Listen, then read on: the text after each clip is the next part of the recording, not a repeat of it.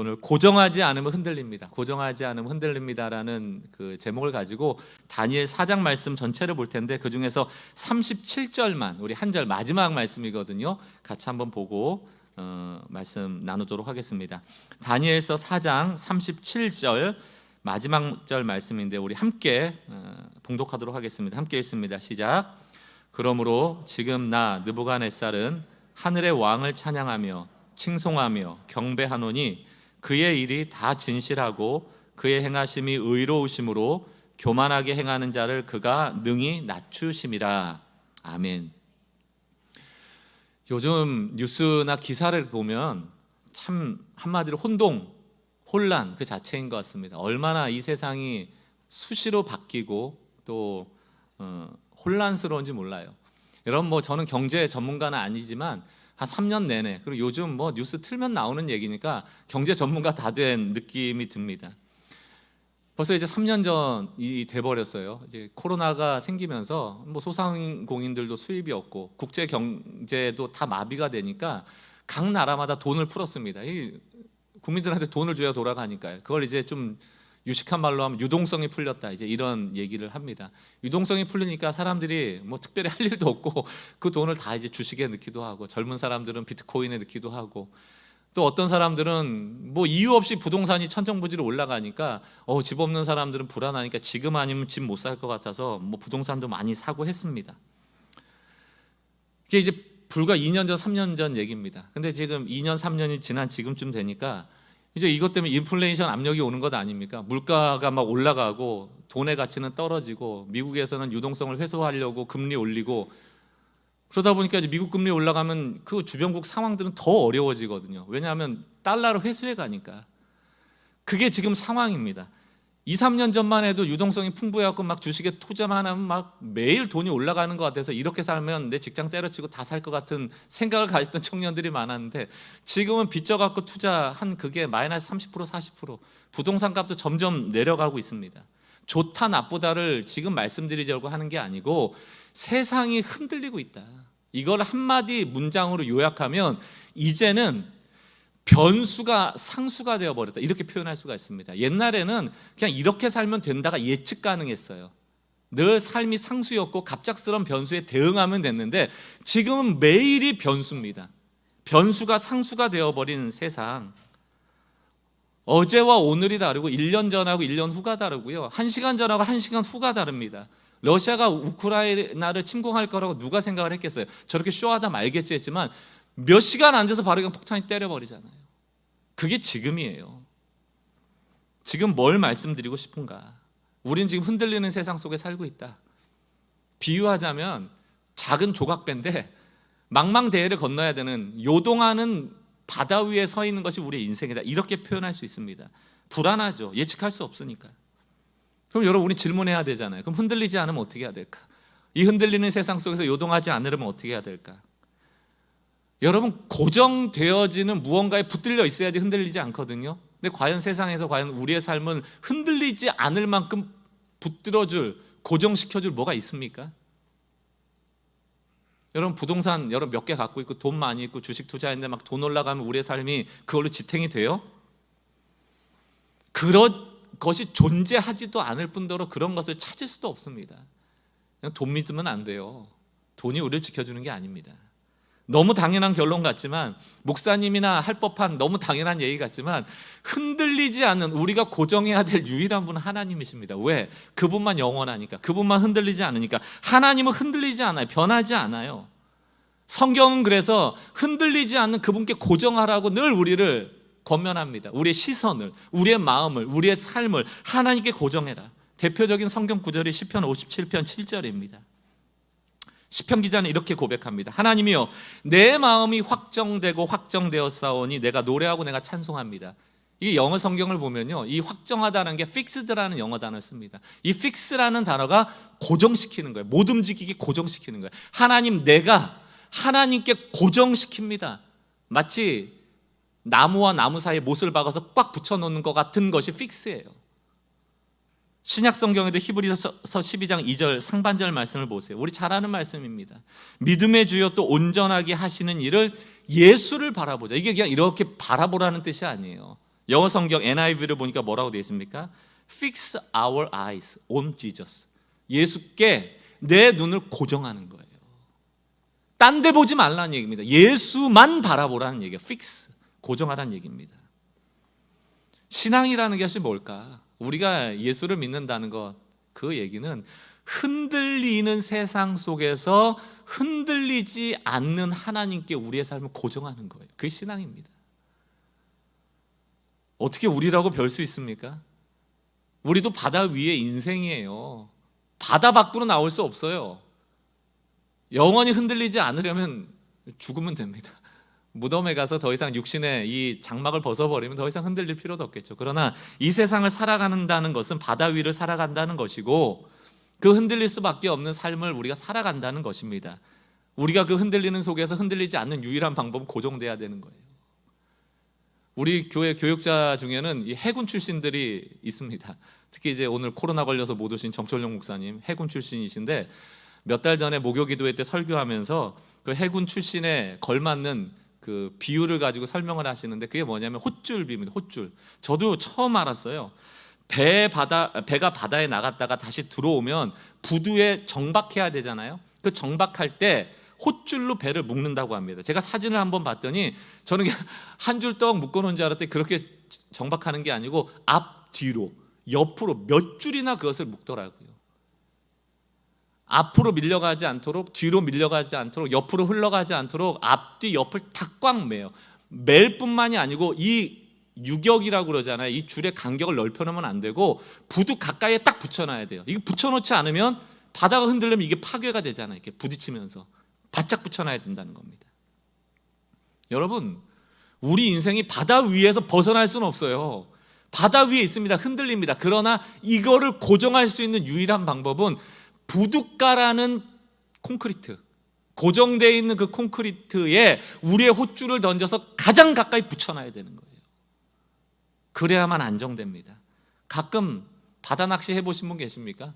어떤 포인트 지점에 가면은 헛줄이 아니고 닷줄을 내립니다. 무거운 닷을 내려서 고정시켜 놨다고 하지만 고정된 거예요? 아닙니다. 조금만 파도 불면 얼마나 흔들리는지 멀미가 날 지경이거든요.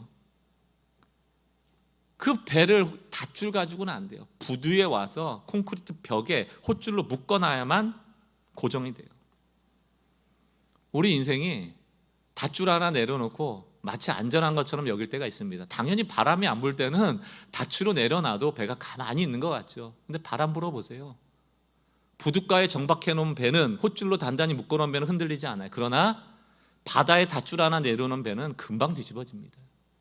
성경에서도 두 가지 인생을 말하고 있어요. 시편 1편을 보니까 3절, 그는 시냇가에 심은 나무다. 여기서 이제 시냇가에 심은 나무라고 되어 있지만 하나님께서 심겨주셨다라는 의미로 본다면 그는 시냇가에 심기운 나무다. 이것이 훨씬 더 정확한 표현이죠. 우리는 시냇가에 심은 나무인데 시냇가에만 심어 놓으면 철을 따라 열매를 맺고 그 잎사귀가 마르지 않고 그가 하는 일이 다 형통하대요. 이게 첫 번째 인생입니다. 뿌리를 내린 인생이에요. 고정한 인생이에요. 그 뿌리를 하나님께로만 내리면 그 밑에 양분이 올라온다. 이거는 단단히 고정된 인생이라고 한다면 4절 보면 또 다른 인생이 나오는데 그 인생은 어떤 인생입니까? 악인들은 그렇지 아니하며 오직 바람에 나는 겨와 같다. 그럼 겨도 손에 올려놓고 가만히 두면 가만히 있어요. 고정된 것처럼 보입니다. 그러나 훅 불어보세요. 가볍디 가벼운 겨는 그 작은 바람에도 흩날려집니다. 어디에 존재하는지조차도 모를 정도로 날아가 버려요. 그리고 끝입니다. 하나님께서는 우리에게 뿌리 내린 나무가 되라, 헛줄에 연결된 인생이 되라. 그래서 닷줄 하나 가지고 바닷가에 흔들리는 그런 배 되지 말고 겨가 돼서 바람에 흔들리지 말고 좀 뿌리 내린 인생이 되라고 얘기를 하거든요. 오늘 우리가 다니엘서 4장을 보는데 이 다니엘서에 등장하는 느부갓네살 왕이라는 사람이 바로 헛줄이 없어서 흔들리는 인생의 아주 전형적인 모습이에요. 사실 느부갓네살은 부족함이 없습니다. 본인은 자기의 권력에, 가진 재물에, 인맥에 닷줄을 내리고 괜찮은 것처럼 살아가고 있는 거인지도 몰라요. 그러나 늘 불안해요. 왜? 바람이 조금 치면 닷줄 가지고는 고정이 안 되거든요. 불안합니다. 두려워요. 고정되어 있지 못하니까. 느부갓네살의 감정의 흐름이 얼마나 요동치는지 모릅니다. 앞장 다니엘서 3장에 보면 금신상 세우잖아요.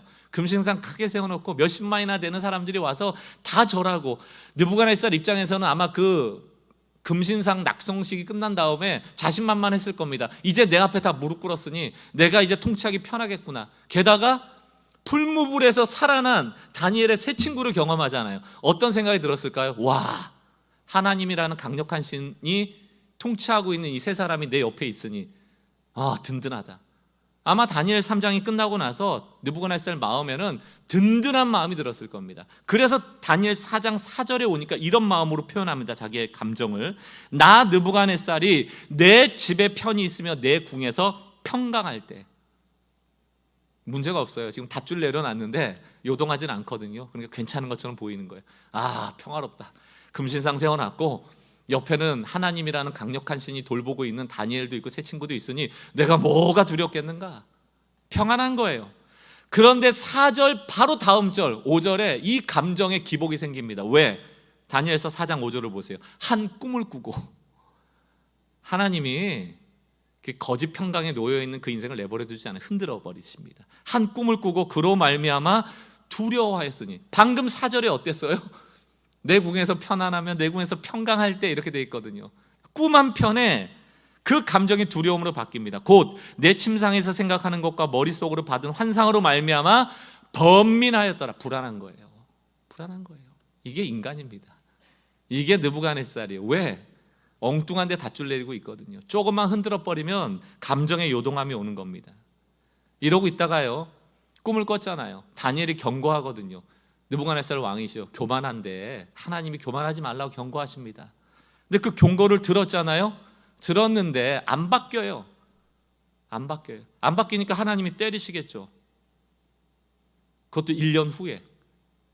하루 이틀 지나도 아무 일도 없으니까 느부갓네살이 안심한 거예요. 뭐 어차피 아무 일도 없네. 1년 후에 다니엘서 4장 29절을 보니까 그 두려움은 없어지고 어떤 마음을 갖게 됩니까? 29절 12달이 지난 후에 내가 바벨론 왕궁 지붕에 건일세. 30절 나 왕이 말하여 이르되 이 큰 바벨론은 내가 능력으로 권세로 건설하여 나의 도성으로 삼고 이것으로는 내 위엄과 영광을 나타낸 것이 아니냐. 4절에서는 평화로웠다가 5절에서는 불안하고 번민했다가 이제 30절에 오니까 교만해진 거예요. 요동치고 있죠. 이거 하나님 내버려 두시겠습니까? 하나님 심판해 버리십니다. 33절 바로 그때에, 다시 말하면 교만할 그때에 이 일이 나 느부갓네살에게 응함으로 내가 사람에게 쫓겨나서 소처럼 풀을 먹으며 몸이 하늘에 이슬해졌고 머리카락이 독수리 털과 같이 자랐고 손톱은 새 발톱같이 되었더라. 여러분, 평안했다가 막 두려워했다가 교만했다가 짐승처럼 됐다가, 여러분 이게 부둣가에 정박하여 헛줄로 묶어놓지 않은 인생이에요. 손바닥 뒤집듯한 감정의 기복이 생기는 겁니다. 지금 뭘 말하려고 하는 겁니까? 느부갓네살은 상황과 환경에 지배받으면서 감정과 의지와 삶이 송두째로 흔들리고 있다. 그러나 다행인 것은 이 느부갓네살의 이야기는 해피엔딩입니다. 하나님이 이렇게 심판하신 이후에 결국 느부갓네살이 하나님께 무릎을 꿇고 그 교만한 마음을 꺾고 이제는 하나님만 잘 섬기겠다라는 항복선언으로 끝나게 돼요. 다니엘서 4장 37절 우리가 읽었던 마지막 절 말씀입니다. 그러므로 이런 감정의 기복을 다 겪은 다음에 지금 나 느부갓네살은 하늘의 왕을 찬양하며 칭송하며 경배하노니 그의 일이 다 진실하고 그의 행하심이 의로우심으로 교만하게 행하는 자를 그가 능히 낮추심이라. 나 느부갓네살을 낮추셨다. 이걸로 결론 맺거든요. 여러분, 결국 느부갓네살은 하나님께 자기의 인생을 고정합니다. 하나님께 나와 단단한 헛줄로 자신의 삶을 묶는 인생으로 변화됩니다. 다니엘서에서 더 이상 이제 느부갓네살은 등장하지 않지만 예상해보건 바 느부갓네살은 이제 하나님께 묶인 삶이 되지 않았을까. 이 다니엘서가 주는 메시지는 분명하거든요. 그 메시지가 뭡니까? 느부갓네살이 왕이 아니다. 느부갓네살이 의지하는 권세도 우리의 왕이 아니다. 그가 가진 물질도 왕이 아니고 그가 가지고 있는 수많은 인맥도 왕이 아니다. 오직 하나님이 왕이시며 하나님만이 우리의 통치하고 계시다. 이게 다니엘서의 메시지예요. 저는 오늘 이 다니엘서를 함께 살펴보면서 우리 모두가 이 결론에 도달하게 되는 은혜가 있길 주의 이름으로 축원합니다. 왜 우리가 하나님께 우리의 삶을 고정해야 되는가? 하나님이 도대체 어떤 분위기에 우리가 그분 깨러 나가야 되는가? 오늘 다니엘 4장에서 많은 하나님을 찾을 수 있지만 저는 한 가지에 주목하려고 합니다. 다니엘서에서 주장하는 하나님은 바로 하나님은 가장 높은 분이시다라는 거예요. 다니엘서에서 유독 많이 나옵니다. 가장 높은 하나님께서, 가장 높이 계시는 분께서 이렇게 표현하거든요. 하나님이 가장 높다는 것은 사실 우리가 설명할 수가 없습니다. 비교 불가의 대상이라는 것이거든요. 어떤 이 땅의 존재와 비교할 수 없는 분이시기 때문에 우리가 상상할 수 있는 그 상상력 이상으로 뛰어넘는 분이라는 것밖에 알 수가 없어요. 설명 불가하다. 여러분, 우리가 오늘 예배하고 있잖아요. 왜 이 예배를 왜 드리고 있는 것일까? 여러분, 예배를 어떤 분은 뭐 찬양에 방점을 두는 분도 계시고 설교에 방점을 두시는 분도 계시고 그래요. 그냥 여러분 오늘 이 자리에 와서 저 설교자가, 저 목사가 오늘 잘 준비한 말씀 들으면서 동의하고 고개 끄덕이고 참 그런 것 같아, 또 혹은 좀 감정의 북받침을 가지고 눈물 한번 흘리고 이러려고 오신 게 아니고요. 오늘 이 고백하러 온 겁니다. 하나님만 지극히 높은 분이시다. 왜? 우리가 그 고백 안 하고 살거든요. 예배할 때 하나님이 받기 원하는 고백이 바로 하나님은 지극히 높으신 분이시다 라는 고백이에요. 이 고백이 가장 잘 나타나 있는 것이 어딘가 하면 다윗과 솔로몬이 예루살렘 성전을 짓잖아요. 그때의 마음, 역대상 29장 11절에서 13절에 잘 나와 있습니다. 11절, 여호와여 위대하심과 권능과 영광과 승리와 위엄이 다 주께 속하였습니다. 이게 지극히 하나님은 높으시다라는 표현이에요. 또 천지에 있는 것이 다 주의 것이로소이다. 여호와여 주권도 주께 속하였고 주는 높으시고 만물의 머리가 되십니다. 12절, 부와 귀가 주께로 말미암았고 또 주는 만물의 주제가 되사 손에 권세와 능력이 있사오니 모든 사람을 크게 하심과 강하게 하심이 다 주의 손에 있나이다. 이게 주는 높으시다라는 것을 풀어 설명하는 거예요. 13절, 우리 하나님이여 이제 우리가 주께 감사하오며 주의 영화로운 이름을 찬양합니다. 이 영화로운 이름이 어떤 이름입니까? 하나님은 지극히 높으시다. 오늘 예배가 그런 겁니다. 오늘 우리가 하나님이 가장 높으시다라는 가장 꼭대기에 우리의 고백을 두는 것, 그게 예배예요. 하나님의 이름 중 바로 지극히 높으시다라는 이름을 히브리어로 바꾸면 엘 엘리온이에요. 이게 어떤 의미인가 하면 신들 중에 최고의 신이다. 다른 신은 없다. 비교할 대상이 없다. 그래서 시편 86편 8절 말씀을 이렇게 얘기하고 있습니다. 우리 같이 한번 읽어볼까요? 시작. 주여 신들 중에 주와 같은 자가 없사오며 주의 행사와 같음도 없나이다. 여러분, 우리는 하나님 같은 것을 본 적이 없기 때문에 이렇게밖에 설명을 못해요. 여러분, 그렇다면 하나님이 지극히 높으신 분입니다라고 예배하는 이 순간 우리는 어느 자리에 있어야 하는가? 우린 지극히 낮은 자인 거죠. 철저히 낮은 자인 거죠. 그래서 우린 이렇게 고백해야 됩니다. 하나님은 하나님이시고 나는 하나님이 아닙니다. 여러분, 이게 당연한 얘기 같잖아요. 하나님만이 하나님이시고 우리는 하나님이 아닙니다 라고 말하는 것이 당연한 것 같은데 안타깝게도 특별히 교회 안에 하나님이 너무 많아요. 다 안 돼요. 하나님 다 안 돼요. 하나님 이런 분이래요. 이렇게 하면 이렇게도 안 돼요. 얼마나 훈수를 두는 분들이 많은지, 어려운 일 겪으신 분들 여러분 어려움으로 공감만 해주세요. 제발 이렇게 하면 어려움을 이길 수 있어. 이렇게 기도하면 하나님이 역사하셔. 이렇게 하면 하나님이 이렇게 하실 거야. 하나님 그런 하나님이 아니시라니까요. 뭘 한다고 그렇게 얘기를 하십니까? 하나님만 하나님이시고 우리는 하나님이 아니에요. 우리가 할 수 있는 유일한 것은 지극히 낮아지는 것. 어려운 일을 당하시는 분이 계시고 힘든 일 있으시는 분이 계시면 이 권면을 할 수 있습니다. 하나님은 높으신 분이므로 하나님이 이 문제를 아실 거야. 우리는 그저 낮아지면 돼. 우리는 그저 엎드리면 돼. 이 고백 외에 우리가 할 게 뭐가 있습니까? 그러나 안타깝게도 하나님의 가장 높으신 분이라고 인정하지 못하시는 분들은 스스로 자신을 높이는 자리로 갈 수밖에 없어요. 이건 심리학적 용어로 바꿔보면 더닝크루거 효과라고 합니다. 더닝크루거 효과. 여러분, 제가 설명을 해드리기 위해서 자막을 올려놨습니다. 능력이 없는 사람, 무식한 사람, 무지한 사람일수록 자신이 잘못된 결정을 내리고도 능력이 부족함으로 인해서 자신의 실수를 알아차리지 못하는 현상, 불행한 거죠. 그게 바로 더닝크루거 효과인데, 그림을 보여드리면 이런 겁니다. 고양이인데 날마다 거울을 보면서 사자인 줄 아는 거예요. 그런데 본인이 몰라. 이 사실을 모르는 게 문제인 거예요. 내가 의도적으로 고양이인 줄 알지만 힘내서 사자처럼 살자, 이게 아니고 사자인 줄로 아는 거. 우리 하나님 아닌데 하나님인 줄 알고 사는 거. 아무것도 모르면서 아는 척하는 거. 그게 영적인 더닝크루거 효과입니다. 이 현상이 나타나고 있는 사람이 바로 느부갓네살이에요. 느부갓네살은 늘 입만 열면 뭐라고 그래요? 내가 했어, 나 때문이야, 내가 다 한 거야. 내가 늘 주어가 나예요. 우리가 신앙생활하면서도 특히 오랫동안 신앙생활 하시는 분들이 실수하는 게 뭡니까? 나처럼 해보라는 거 아니에요? 하나님은 각 사람에게 맞춰서 역사하십니다. 목회자도 마찬가지예요. 목회자가 제일 잘하는 게 뭐냐면 쓱 피해서 성도하고 하나님 만나게 해주는 거예요. 제발 중간에서 헛짓거리 하지 말고 쓱 피해줘서 하나님과 만나게 하는 중재자 역할을 하면 목회자가 잘하는 거예요. 얼마나 목회자들이 하나님 만나는 일에 거침돌이 되시는 줄 알아요? 왜 그럴까요? 본인이 하나님인 줄 알아서 그래요. 내가 가면 해결된대요. 여러분도 그런 성도들 되지 마세요.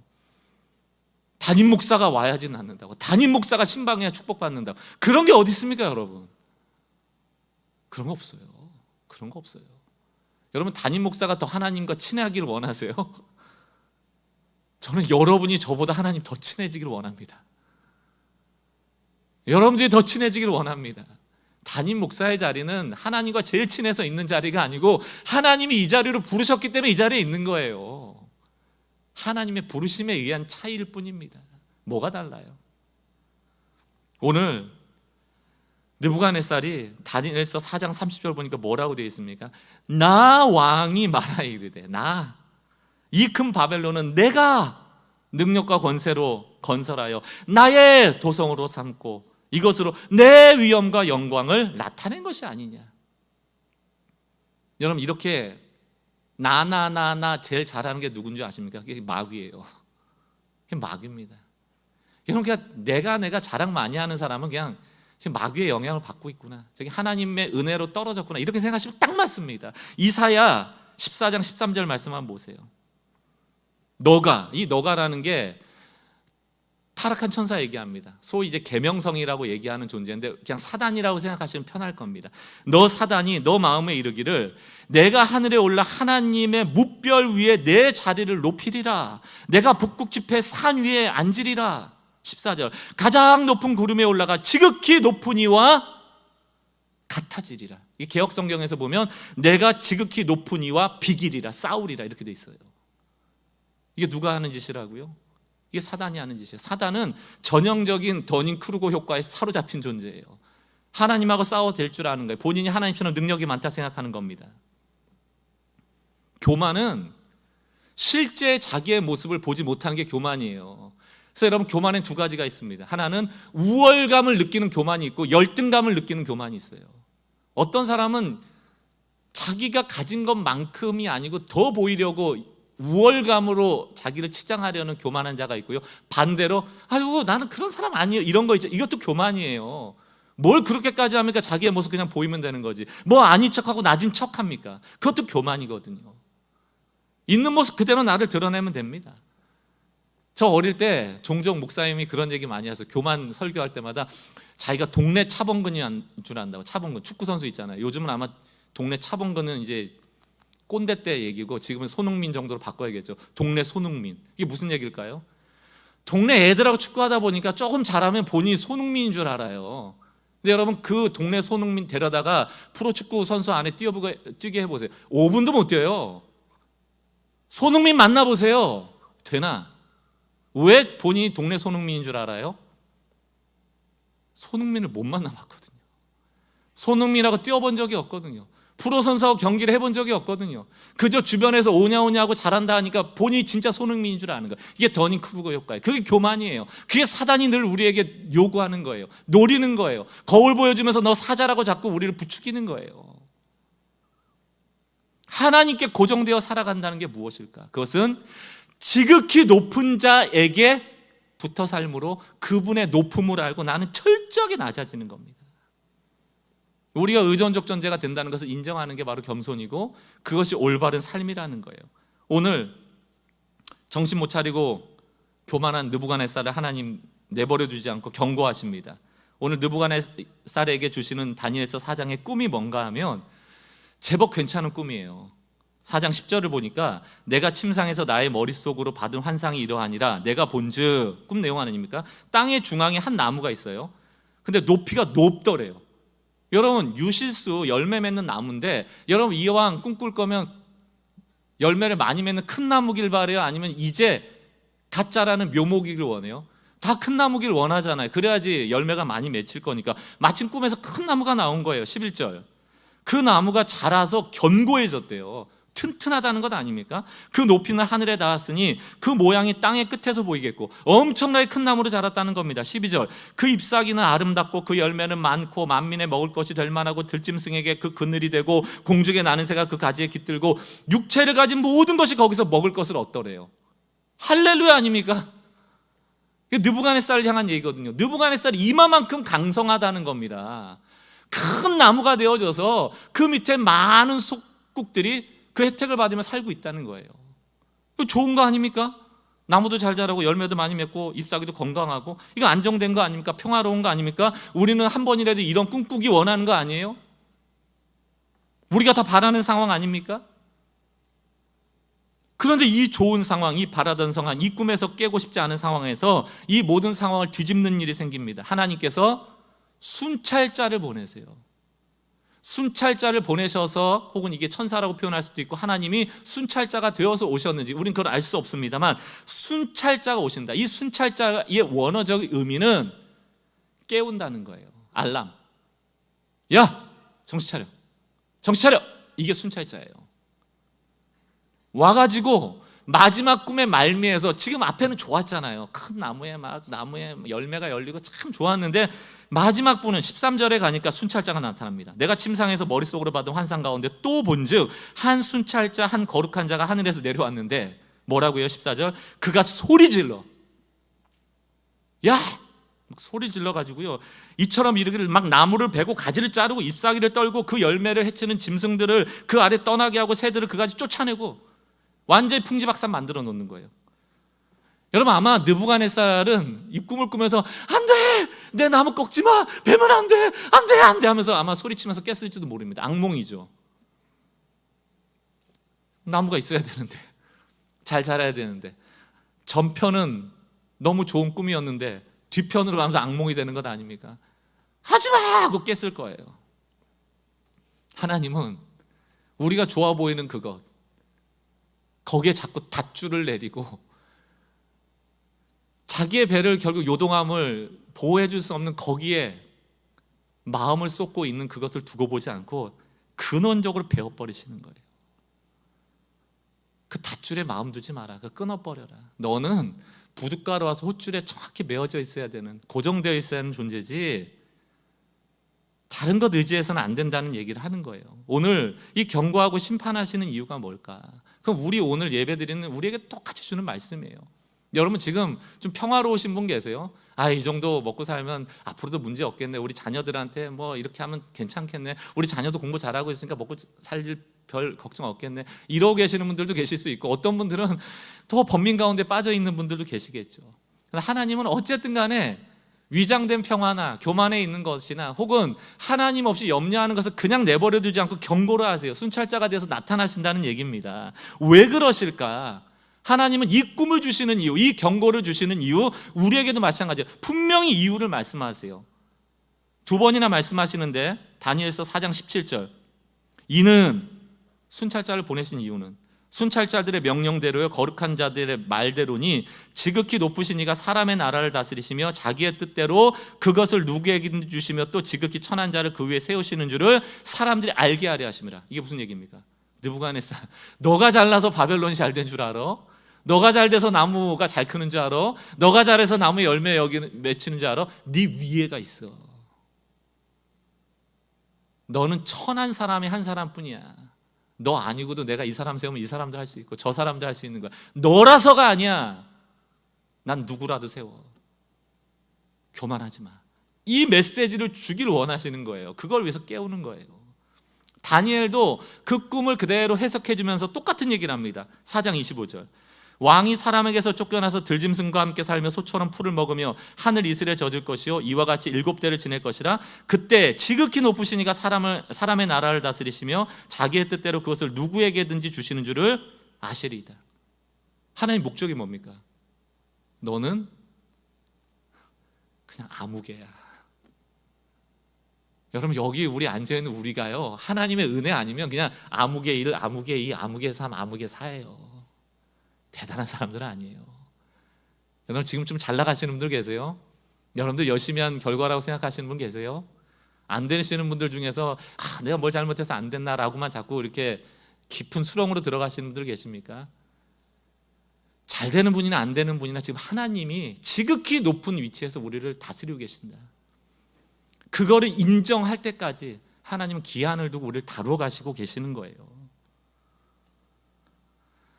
사랑하는 성도 여러분, 오늘 이 다니엘서 4장뿐만이 아니고 성경은 다 이 얘기입니다.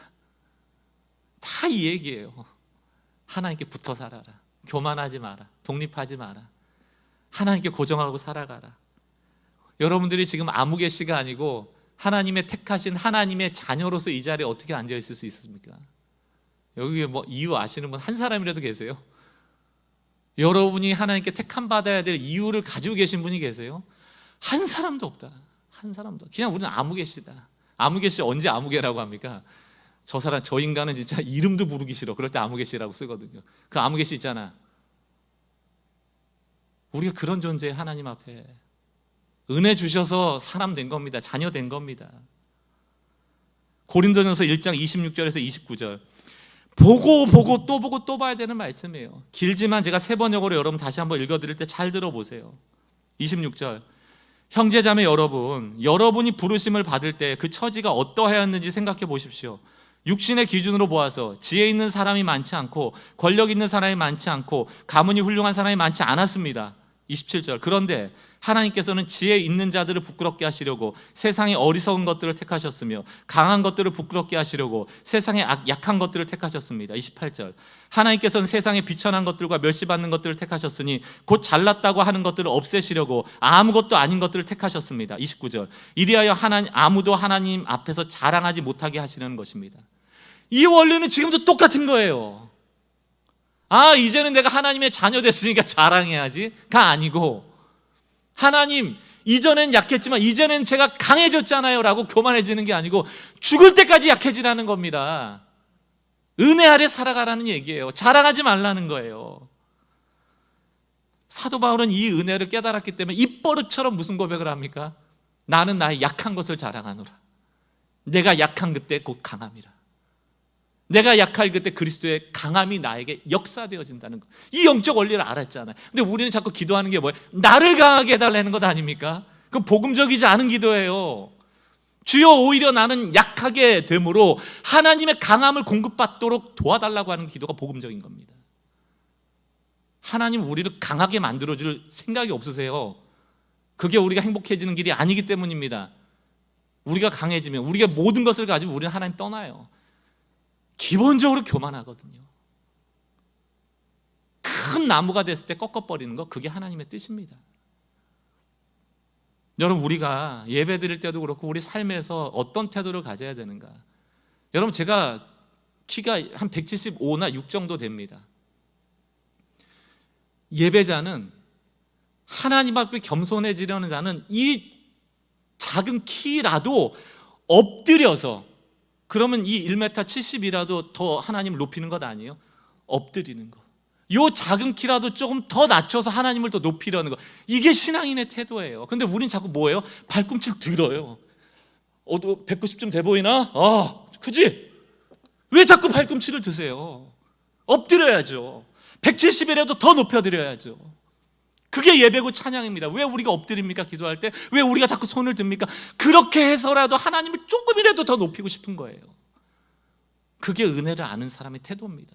그게 하나님께 고정된 사람의 태도예요. 결국 느부갓네살은 발꿈치 들다가 무너지는 거예요. 아무개시인데 이거 올린다고 아무개시가 안 됩니까? 요거 올려봐야 얼마나 더 커져요. 가지면 얼마나 더 가지고 없으면 얼마나 더 없습니까? 느부갓네살은 경고를 무시합니다. 하루 이틀이 지나도 아무 일도 안 생겨요. 1년 2년 지나도 아무 일도 안 생겨요. 한 달 두 달이 지나도 아무 일도 안 생겨요. 그렇게 1년 가까이 갑니다. 느부갓네살 머릿속에는 어떤 생각이 있습니까? 하나님 별것도 아니네. 뭐 꿈으로 경고했지만 개꿈이었네. 다니엘이 뭐라고 해석해 주는데 아무 일도 안 생기네. 그렇다면 뭐 굳이 걱정할 것도 없네 라고 방심하는 거죠. 이전처럼 그냥 살자, 교만한 채 살자. 우리도 그럴 때가 얼마나 많습니까? 경고받고 끝나잖아요. 은혜 받고 끝나잖아요. 하루 이틀, 한 달 두 달 지나도 뭐 이렇게 살아도 아무 일도 안 생기잖아요. 여러분의 삶이 안 바뀌고 여전히 죄 가운데 있지만 지난주에도 아무 일 없이 오셨잖아요. 지금 그대로 오셨잖아요. 죄 안 져서 여기 오신 겁니까? 죄 짓고 다 오셨잖아요. 왜 그럴까? 그 하나님이 선하시기 때문이에요. 인내하시기 때문입니다. 그러나 그는 우리의 교만을 결코 지나치지는 않아요. 언젠간 만날 겁니다. 언젠간 만나요. 높은 곳에서 떨어지지 마시고 조금이라도 하루라도 더 일찍 떨어지는 것이 우리가 행복해질 수 있습니다. 하나님은 왜 우리를 자꾸 낮추시는가 하면 하나님이 높아지려고 하는 게 아니에요. 하나님은 여러분이 찬양하던 예배를 하던 안 하던 여러분들이 뭐 말씀을 읽던 안 읽던 죄를 짓던 안 짓던 하나님이세요. 더 높아지지도 더 낮아지지도 않아요. 우리가 성경 안 본다고 우리가 예배 안 드린다고 하나님이 낮아지고 오늘 우리가 손 들고 찬양한다고 하나님이 높아지고 그런 분이 아니에요. 아무 상관도 없습니다. 왜 그런데 우리를 낮추시려고 할까? 그건 우리가 행복해지기 때문입니다. 우리가 그렇게 지음받았기 때문이에요. 지은 이가 그렇게 만들어 놓으셨기 때문에 너희가 낮아질수록 행복해 라는 것을 아시기 때문에 우리를 낮추시는 겁니다. 결국 느부갓네살은 항복하죠. 이 설교 준비하는데 라임처럼 그런 마음을 주시더라고요. 하나님 앞에 항복하면 행복해지는구나. 항복하면 행복해지는구나. 그렇게 우린 지음받았구나. 약할수록 강해지는구나. 결과적으로 보면요, 느부갓네살이 두 손 들고 항복합니다. 느부갓네살이 항복하기 이전에는 어떤 모습이었는가 하면 다니엘서 4장 11절 그 나무가 자라서 견고하여지고 이 바벨론이라는 나라, 이 느부갓네살이라는 사람이 나무라고 상징된다면 이 나무를 견고하게 한 게 자기라고 생각했어요. 그러나 이 견고함은 하나님이 손 한 번 대면 다 베어지는 견고함입니다. 그리고 성경에서 이 견고하다라는 이 원어를 부정적으로 사용하잖아요. 그럼 이 의미가 완악하다라는 뜻이 돼요. 고집스럽다, 사람을 괴롭히는 단어예요. 그럼 따지고 보면 느부갓네살이 선한 왕입니까? 그 바벨론을 견고한 나라로 세우기 위해서 선한 왕으로서 통치한 게 아니거든요. 사람을 잡아주고 노예를 착취하고 속국들을 괴롭히고 그 나무가 견고해지기 위해서 수많은 피값이 있었거든요. 완악한 거든요. 다른 사람 말 안 듣거든요. 교만하거든요. 그래서 베어버리시거든요. 그런데 놀랍게도 느부갓네살이 자신의 삶을 하나님께 고정하고 겸손한 이후에 어떤 일이 발생되는가? 다니엘서 4장 26절을 보십시오. 하나님이 그 나무의 뿌리까지 다 베는 게 아니고 그루터기는 남겨주셨어요. 또 그들이 그 나무 뿌리에 그루터기를 남겨두라. 그루터기라는 건 밑둥 아닙니까? 왜 남겨두라 하셨는가 하면 하나님이 다스리는 줄을 왕이 깨달은 후에야. 다시 말하면 하나님이 지극히 높으신 분이라는 것을 인정한 후에 왕의 나라가 견고하리다. 여러분, 견고함 두 가지가 있어요. 무너질 견고함, 영원히 무너지지 않을 견고함이 있습니다. 느부갓네살은 항복하고 낮아지고 꺾여진 것 같지만 비로소 그제서야 가장 견고한 자가 되는 거예요. 약할 때 강함이라. 이게 영적인 원리입니다. 바짝 엎드려서 드디어 하나님이 나를 다스리는 줄을 깨달은 이후에 비로소 느부갓네살은 견고하게 고정된 삶을 살아갈 수가 있는 거예요. 그리고 나서 어떤 고백합니까? 다니엘서 4장 37절, 우리가 읽은 본문이죠. 우리 같이 한번 읽어보겠습니다. 시작. 그러므로 지금 나 느부갓네살은 하늘의 왕을 찬양하며 칭송하며 경배하노니 그의 일이 다 진실하고 그의 행하심의 의로우심으로 교만하게 행하는 자를 그가 능히 낮추심이라. 그러므로 느부갓네살은 낮아졌고 견고해진 겁니다. 결코 낮아지지 않으면 견고해지지 않는다. 다시 말하면 오늘 말씀으로 적용하자면 낮아지지 않는 한 우리는 고정된 삶을 살 수가 없어요. 흔들린다. 흔들리는 삶을 정산하려면 부둣가에 호줄을 매야 되는데 그것은 낮아진 사람에게 준 혜택이에요. 자신만만한 사람은 바다로 뛰어들죠. 나는 얼마든지 풍랑을 헤칠 수 있다라고 생각하죠. 그리고 큰 코 다치는 겁니다. 오늘 하나님께 고정된 인생, 붙들린 인생, 낮아진 인생은 물가에 심기운 뿌리 깊은 나무와 같고 부둣가에 메어놓은 홑줄에 묶인 배와 같습니다. 이런 성도들 되시길 주의 이름으로 축원합니다. 우리 결론을 내리면서 그림 하나 보여드리고 마치겠습니다. 어제 카풀친을 우리 정철영 목사님 보내주시면서 이 그림을 같이 카풀친으로 보내주셨더라고요. 어제 보신 분도 계실 텐데 제가 2018년 7월에 설교한 설교 내용을 이제 그림 카드로 만든 겁니다. 여러분, 수도꼭지 있잖아요. 이게 수도꼭지만 덩그러니 있으면 아무 일도 일어나지 않습니다. 그거 아무리 바라본다고 해서 거기서 물 나오지 않아요. 저기서 물이 나오는 이유는 뭡니까? 수도꼭지가 물을 내는 거예요? 아니에요. 여러분, 수도에서 물이 나올 때 수도꼭지가 물을 준다라고 생각하면 그건 바보 같은 생각 아닙니까? 어딘가 큰 선이 흘러가서 넓은 수원지로부터 그 수도꼭지가 연결되어 있으니까 오는 거잖아요. 제가 2018년도에 설교하면서 이렇게 설교했더라고요. 육적인 삶이란 수도꼭지만 바라보고 사는 것이다. 이 수도꼭지 틀면 나오네. 어느 날 트니까 안 나와. 좌절하고. 그게 아니고 영적인 삶이라는 것은 수도꼭지 너머의 넓은 수원지를 볼 수 있는 거. 여러분, 수원지 봐야죠. 왜 수도꼭지 앞에서 일희일비합니까? 연결되어지지 않으면 아무 일도 일어나지 않아요. 하나님께 붙어있지 않으면 아무 일도 일어나지 않습니다. 여러분들이 하나님과 붙어있지 않고 하나님과 연결되지 않고 무언가 일이 잘 되고 있다면 그거는 느부갓네살의 나무와 같은 것입니다. 순찰자가 와서 언제든지 베어버릴 거예요. 언제까지? 하나님이 지극히 높으신 분임을 인정하고 납작 엎드릴 때까지. 우리 삶에 그 일이 오는 것이 행복입니다. 그 일을 잘 감당해내시고 철저하게 낮아짐으로 하나님을 높이는 주의 백성들 되시길 주의 이름으로 축원합니다. 우리 같이 오늘 주신 말씀을 가지고 찬양할 텐데, 흔들리는 인생 아닙니까? 멀미 날 정도고 우리가 물 밖으로 나갈 수도 없고 배는 띄어져 있는데 멀미는 나고 어지럽고 어떻게 해야 될지 모르겠고 염려하는 마음이 많은데, 이 설교 준비할 때 하나님 어떤 찬양으로 좀 마무리하면 좋겠습니까? 할 때 염려다 맡기라, 염려다 맡기라. 높으신 분이 이 상황을 보고 있음을 믿고 염려다 맡기라. 진정한 평화는 내가 만들어내는 게 아니고 그분이 주시는 것임을 믿고, 주님 납작 엎드립니다. 우리에게 진정한 평화를 주시고 이 염려가 사라지진 않겠지만 하나님께 맡깁니다. 하나님께 내어놓습니다. 이 마음을 가지고 주님 붙잡고 살아가시는 좀 인생들이 되셨으면 좋겠습니다. 오늘 말씀 생각하면서 함께 좀 찬양하겠습니다. 주는 평화, 주는 평화, 막힌 밤을 모두 허셔. 우리는 아버지께로 갈 수 있습니다. 주는 평화, 주는 평화, 우리에게 평화 주시는 우리의 평화, 주는 평화, 주는 평화,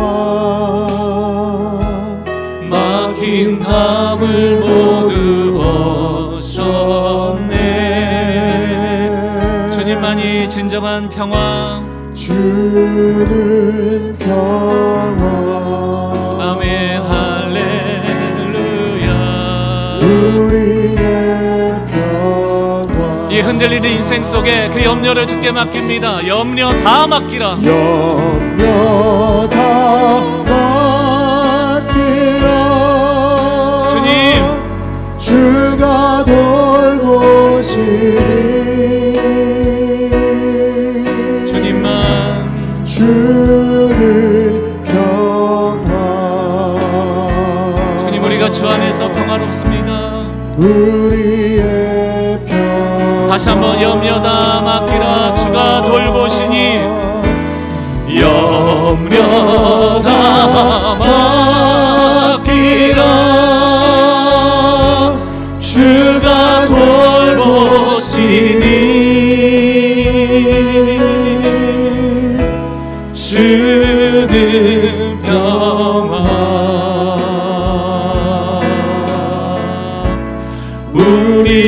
우리 후렴 다시 한번 선포합시다.